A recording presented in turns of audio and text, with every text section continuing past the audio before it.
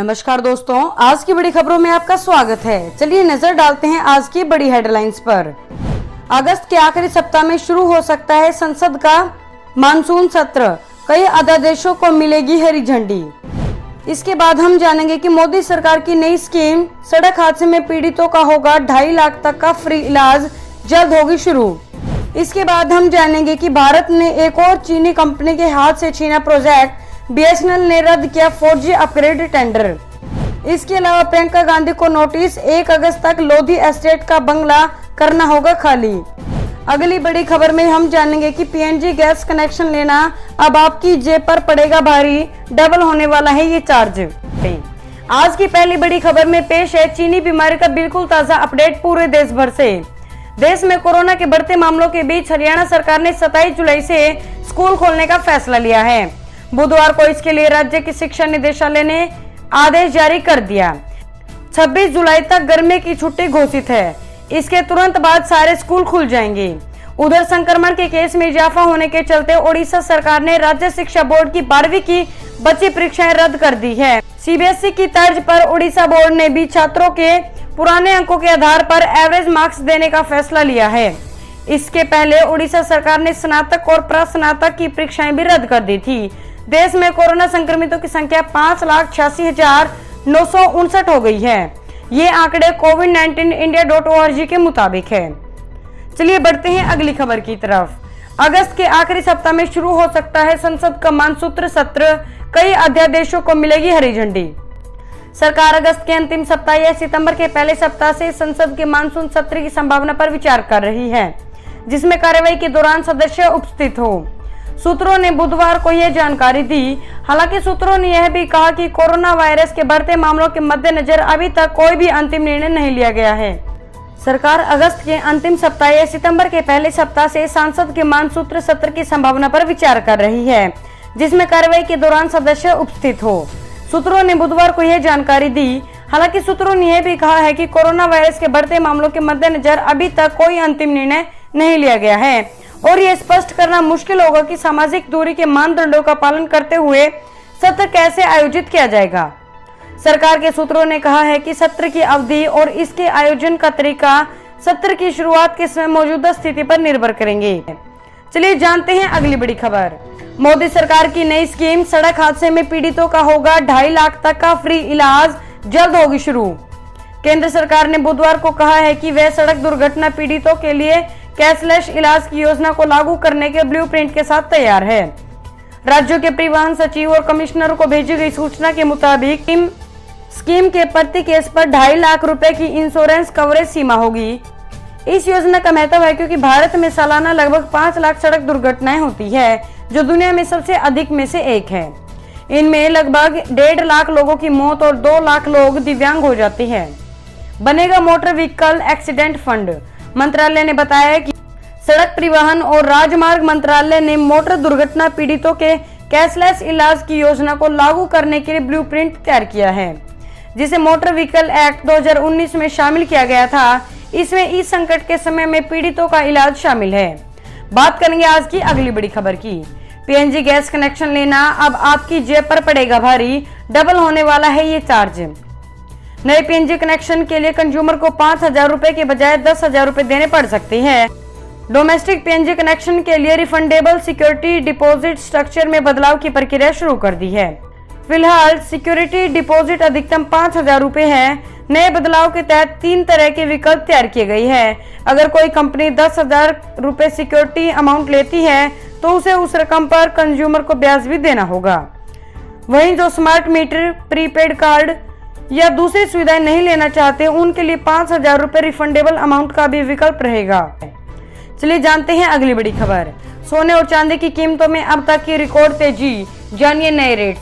अंतर्राष्ट्रीय स्तर पर कीमतें बढ़ने की वजह से घरेलू बाजार में सोना अब तक के सबसे उच्चतम स्तर पर पहुंच गया है। दिल्ली में 10 ग्राम सोने की कीमत 50,000 रुपए रिकॉर्ड सत्र के बेहद करीब पहुंच गई है। वहीं 1 किलोग्राम चांदी के दाम में 1,611 रुपए की ऐतिहासिक तेजी आई है। पहली बार 1 किलोग्राम चांदी के दाम 50,000 रुपए के पार पहुंचे हैं। एक्सपर्ट्स का कहना है कि दिवाली तक सोने की कीमतें 80,000 रुपए प्रति 10 ग्राम तक पहुंच सकती है। HDFC सिक्योरिटीज के मुताबिक दिल्ली सराफा बाजार में सोने का भाव 49,261 रुपए प्रति 10 ग्राम से बढ़कर 49,908 रुपए के सत्र पर पहुंच गई है। इस दौरान कीमतों में 647 रुपए की रिकॉर्ड तेजी आई है। आपको बता दें कि मंगलवार को भी सोने की कीमत 119 रुपए प्रति 10 ग्राम बढ़कर 49,306 रुपए पर पहुंच गई थी। बात करेंगे आज की अगली बड़ी खबर की। चीनी कंपनियों को लगा बड़ा झटका, अब भारत में नहीं ले पाएंगे हाईवे प्रोजेक्ट, सरकार का फैसला। भारत और चीन के जारी तनाव के बीच केंद्रीय सड़क परिवहन एवं नितिन गडकरी ने कहा है कि भारत के हाईवे प्रोजेक्ट में चीन की कंपनियां शामिल नहीं हो पाएंगी। अगर वो किसी भारतीय या फिर अन्य कंपनी के साथ जॉइंट बोली लगाती है तो भी उन्हें शामिल नहीं किया जाएगा। गडकरी ने यह भी कहा कि सरकार यह सुनिश्चित करेगी कि चीनी निवेशकों को सूक्ष्म, लघु और मध्यम उद्यमों जैसे विभिन्न क्षेत्रों में से निवेश से रोका जाए। बात करेंगे आज की अगली बड़ी खबर की। 1 जुलाई से बदल गया आधार कार्ड से जुड़ा ये नियम, अब इन कामों के लिए भी जरूरी हुआ आधार। 1 जुलाई का दिन साल का सबसे अहम दिन हो सकता है क्योंकि आज से कई नियम बदल गई है। आज से इनकम टैक्स और आधार से जुड़ा नियम भी बदल गया है। अब इनकम टैक्स रिटर्न फाइल करते हुए आधार नंबर का ब्यौरा देना जरूरी होगा। इसका मतलब ये है कि आज से अगर आपके पास आधार नंबर नहीं है तो आप रिटर्न फाइल नहीं कर सकते हैं। जुलाई से आधार की अहमियत बढ़ गई है। अगर आपके पास आधार नहीं है तो 1 जुलाई के बाद से आप पैन कार्ड भी नहीं बनवा सकते हैं। इतना ही नहीं, विदेश मामलों के मंत्रालय ने आधार को पासपोर्ट बनवाने के लिए अनिवार्य कर दिया है। 1 जुलाई के बाद अगर आपके पास आधार नहीं है तो आपका पासपोर्ट भी नहीं बन सकता। चलिए जानते हैं अगली बड़ी खबर। भारत ने एक और चीनी कंपनी के हाथ से छीना प्रोजेक्ट, BSNL ने रद्द किया 4G अपग्रेड टेंडर। भारत और चीन के बीच जंग की वजह से टेलीकॉम डिपार्टमेंट ने सरकारी टेलीकॉम कंपनी BSNL के 4G अपग्रेडेशन के लिए जो टेंडर जारी किया था उसे रद्द कर दिया गया है। केंद्र सरकार ने सरकारी कंपनी से अपग्रेडेशन के लिए चीनी उपकरण का इस्तेमाल करने से मना किया था। अब नया टेंडर जारी किया जाएगा और स्वदेशी तकनीक के इस्तेमाल को बढ़ावा देने पर जोर होगा। इसी हिसाब से नया टेंडर जारी किया जाएगा। इसमें मेक इन इंडिया के मिशन को बढ़ावा देने की योजना है। ऐसे में यह भी माना जा रहा है कि इस नए टेंडर में अपग्रेडेशन के लिए उपकरण उपलब्ध कराने वाले चीनी कंपनियों को लिस्ट से बाहर किया जाएगा। चलिए जानते हैं अगली बड़ी खबर। इधर देश के 101 जिले में फैली टिड्डियां, उधर ईरान में तैयार हो रहा इनका नया दल। एक तरफ केंद्र सरकार टिड्डियों के नियंत्रण का दावा कर रही है तो दूसरी तरफ वो तमाम कोशिशों को चकमा देती हुई देश के 101 जिले तक फैल चुकी है। 9 राज्यों के किसानों पर इनकी मार पड़ी है। इसके बाद केंद्र सरकार ने हेलीकॉप्टर से स्प्रे करवाने का फैसला लिया है। यह कोशिश कितनी कामयाब हो गई है तो समय ही बताएगा। खाद्य एवं कृषि संगठन की रिपोर्ट बता रही है कि टिड्डी का पतंगा अवस्थ वाली आबादी का निर्माण ईरान के सिस्तान बलूचिस्तान क्षेत्र में हो रहा है।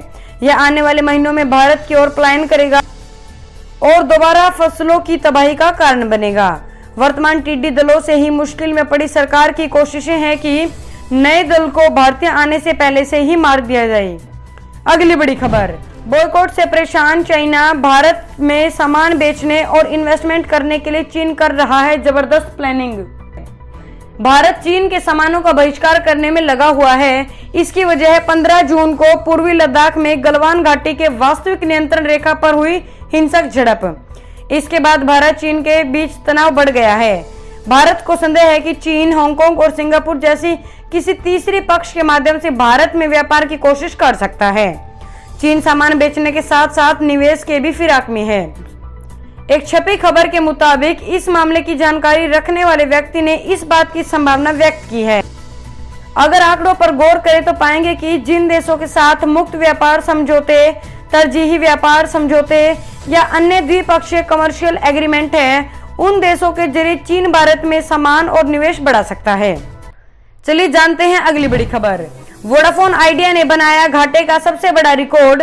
वित्त वर्ष 2019-20 में हुआ 73,878 करोड़ रुपए का नुकसान। देश की तीसरी सबसे बड़ी दूरसंचार कंपनी वोडाफोन आइडिया ने बुधवार को कहा कि उच्चतम न्यायालय के निर्देशों के अनुसार सांविधिक बकाये का प्रावधान करने के बाद मार्च 2020 को समाप्त वित्त वर्ष के दौरान उसकी शुद्ध हानि 73,878 करोड़ रुपए रही। यह किसी भी भारतीय कंपनी को हुई अब तक की सबसे बड़ी वार्षिक हानि है।